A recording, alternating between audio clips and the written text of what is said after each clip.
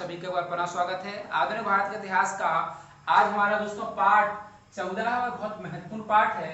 इस पाठ में हम सिख धर्म के बारे में और उनके 10 गुरुओं के बारे में पढ़ेंगे। यहाँ पर सिखों के 10 गुरुओं के बारे में महत्वपूर्ण बातें लिखी हुई हैं, जो एक कम से कम 10 मिनट का वीडियो रहेगा। इस वीडियो में आपको मात्र 10 मिनट में बहुत सारे क्वेश्चन बनेंगे। आइए शुरू करते हैं। याद रहे दोस्तों, सिख धर्म के संस्थापक गुरु नानक देव जी को माना जाता है। गुरु नानक देव जी ही सिखों के प्रथम गुरु हैं और गुरु नानक देव जी का जन्म 1469 को हुआ था और इनका समय 1469 से 1539 तक चलता है। दोस्तों, जन्म 15 अप्रैल 1469 को तलवंडी जो कि पंजाब में था हुआ था। वर्तमान में दोस्तों है ननकाना साहब के नाम से जाना जाता है और ननकाना साहब वर्तमान में भारत में ना होकर पाकिस्तान में है। दोस्तों, इनका जन्म खत्री परिवार में माना जाता है और पिता का नाम कालूजी मेहता, जिन्हें कल्याण चंद के नाम से भी जाना जाता था।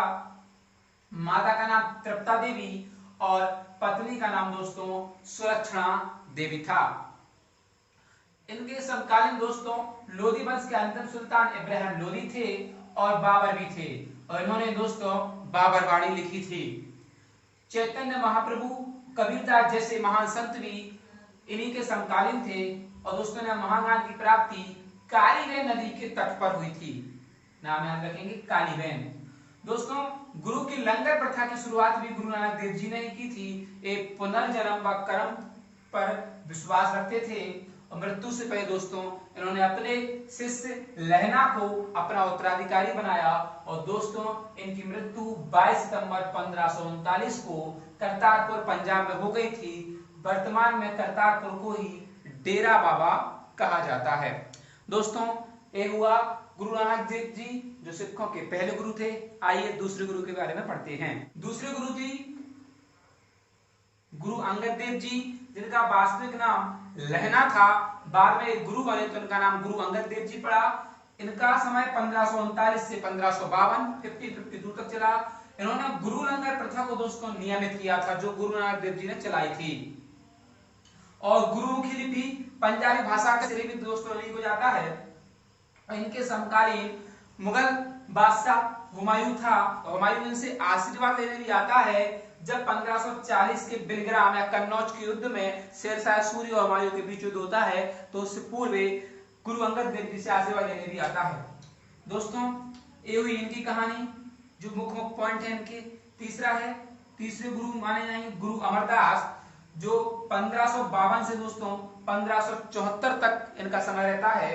इनके बारे में मुख्य बात ये है कि गुरु अमरदास अकबर महान ने इनसे भेंट की थी और गुरु अमरदास की पुत्री बीबी भानी, जिसका नाम था बीबी भानी, को अकबर महान ने यानी जलालुद्दीन अकबर ने 80 गांव भेंट किए थे दोस्तों, ध्यान रहे। और गोरखबाग पंजाब में इन्होंने गुरु की गद्दी स्थापित की थी और इतिहासकार बताते हैं इन्होंने लगभग 22 गद्दियां उस समय स्थापित की थी। दोस्तों, चौथे गुरु सिखों के हुए हैं गुरु रामदास, जो गुरु अमरदास के दामाद थे और शिष्य भी थे।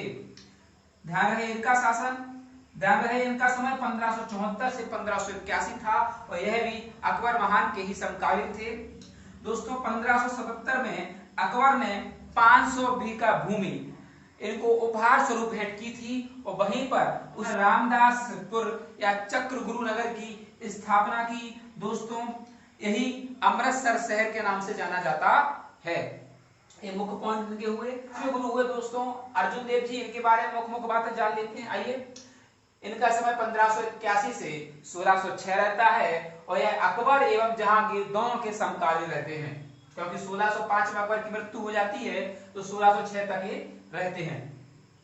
इन्हें सच्चा बादशाह की उपाधि भी दी गई थी और दोस्तों इन्हीं के द्वारा गुरुद्वारा हरमिंदर साहिब, जिसे हम स्वर्ण मंदिर या गोल्डन टेम्पल के नाम से जानते हैं, तो ये गोल्डन टेम्पल इन्होंने ही निर्माण करवाया था। दोस्तों, गोल्डन टेम्पल या हरमिंदर साहिब की नींव 1589 में रखी गई थी और इस नींव को रखने में नाम आता है वो है कादरी संप्रदाय के सूफी संत हजरत मियां मीर। एक क्वेश्चन बहुत बार पूछा गया है, ध्यान रखें। 1589 में नींव रखी, वो नींव रखी थी कादरी संप्रदाय के सूफी संत हजरत मियां मीर ने।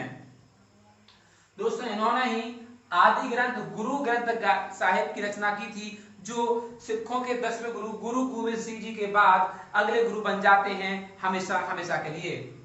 दोस्तों साथ में याद रखेंगे 1606 में जहांगीर के बड़े पुत्र खुसरो ने विद्रोह कर दिया था, और जब खुसरो ने विद्रोह किया तो वह सीधा आता है अर्जुन देव जी के पास, और अर्जुन देव जी उसको आशीर्वाद देते हैं और शरण देते हैं, साथ साथ उसकी आर्थिक सहायता भी करते हैं। इससे क्रोधित होकर जहांगीर द्वारा गुरु अर्जुन देव जी की हत्या करवा दी जाती है। ये मुख्य पॉइंट यहां से होगा। दोस्तों अगला छठवें गुरु के बारे में चर्चा कर लेते हैं। आइए, छठवें गुरु थे गुरु हरगोविंद सिंह, जिनका समय 1606 से दोस्तों 1644 तक चला। इन्होंने यहां तक मुगलों की और सिखों की अच्छी खासी दोस्ती थी, कोई दिक्कत नहीं थी, लेकिन जैसे ही दोस्तों याद रहे यहां से कि जहांगीर द्वारा अर्जुन देव की हत्या करा दी जाती है, सिख और मुगल की दुश्मनी शुरू हो जाती है। इसीलिए यहाँ छठवें गुरु हरगोविंद सिंह ने सैन्य प्रशिक्षण व शस्त्र धारण करने के लिए जो इनके अनुयायी थे उनको कहा। इन्होंने 12 फुट ऊंचा सिंहासन अकाल तख्त का निर्माण करवाया, जिसे गुरु का सिंहासन किया जाता था, और उसी पर बैठकर अपनी सभाएं किया करते थे। दोस्तों इन्होंने दरबार में नगाड़ा बजवाने की प्रथा भी चलवाई, और याद रहे दोस्तों दरबार में नगाड़ा और ढोल बजाने की प्रथा मुगल बादशाह बाबर द्वारा भी चलवाई जाती थी। जब हम बाबर पढ़ेंगे तब उसको डिस्कस करेंगे। प्रथम बार दोस्तों अमृतसर में किलाबंदी का श्रेय भी गुरु हरगोविंद सिंह को दिया जाता है। और याद रहे दोस्तों गुरु हरगोविंद सिंह को जहांगीर द्वारा 2 वर्ष तक ग्वालियर के किले में कैद रखा गया था। और दोस्तों ध्यान रहे कश्मीर में कीरतपुर शहर की स्थापना भी गुरु हरगोविंद सिंह ने की थी, और 1644 में दोस्तों गुरु हरगोविंद सिंह जी की मृत्यु हो जाया करती है। दोस्तों 7वें गुरु थे गुरु हरराय, जिनका समय चला 1644 से 1661। इनके बारे में महत्वपूर्ण बातें हम जान लेते हैं कि सबसे पहले तो समकालीन थे मुगल बादशाह शाहजहां व औरंगजेब के। दूसरी बात, जब यहाँ से शाहजहां के उत्तराधिकारी की लड़ाई चल रही थी, तब दारा शिकोह जो शाहजहां का सबसे बड़ा बेटा था, उसको साथ मिला गुरु हरराय का।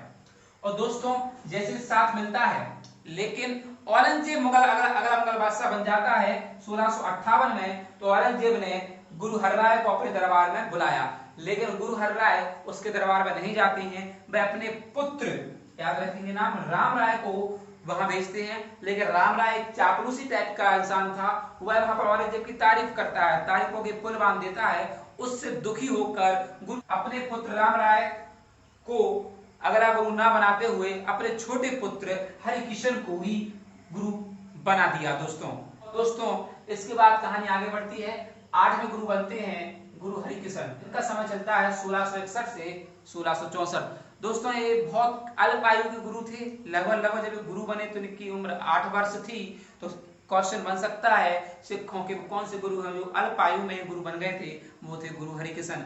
लेकिन दोस्तों इनका समय ज्यादा नहीं चला, इन्हें एक चेचक नाम की बीमारी हो गई थी, और 1664 में दोस्तों इनकी मृत्यु हो जाया करती है। उसके बाद अगले गुरु आते हैं गुरु तेग बहादुर सिंह। दोस्तों याद रखेंगे 1664 से 1675 तक इनका समय चलता है, और एक गुरु हरगोविंद सिंह जी के पुत्र थे।